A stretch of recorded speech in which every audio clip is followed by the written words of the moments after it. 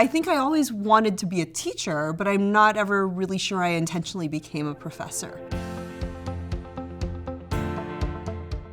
I knew that I wanted to teach, and I knew I wanted to be some kind of educator, but I think for a long time I thought that might be like high school education. I was really lucky enough to be mentored with a psychology degree, and it really helped me become sort of like well-versed in experimental approaches to understanding people. And I sort of fell in love with social psychology as this field. I'm really ultimately interested in what makes people tick, what drives human behavior, questions about social justice and unfairness, to how we can solve conflict, what makes us different from others to what makes us similar to other people. Some of my more recent work is why we don't necessarily see our own responsibility in structural injustice. I think it's never too young or too early to figure out how to be a part of a team. And I think it's really important to learn that as early as you can. How do we manage conflict? How are we a good teammate?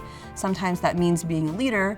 Sometimes that means knowing when to step back and when to be a good follower. In my free time, I've recently started coaching my 7-year-old daughter's softball team. It's so great to take off the professor hat and put on the softball hat. Give me a good Margaret Atwood book. End of the world, anything dystopian, that's a real pick-me-upper. The world is ending, but I'm on a beach. It's fine. Everything's fine.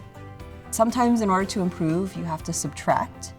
So knowing not just what your priorities are, some of our own research shows that, when you're making an itinerary or a schedule or a calendar, that the best way to make a really good itinerary, for example, is to take things out of it. Cookies? I love a good old-fashioned chocolate chip cookie. I have the pleasure of teaching, the very first class that Darden students have. I am excited to walk into the classroom all the time because of the students' energy. It's really surprising and contagious and just a wonderful thing about Darden.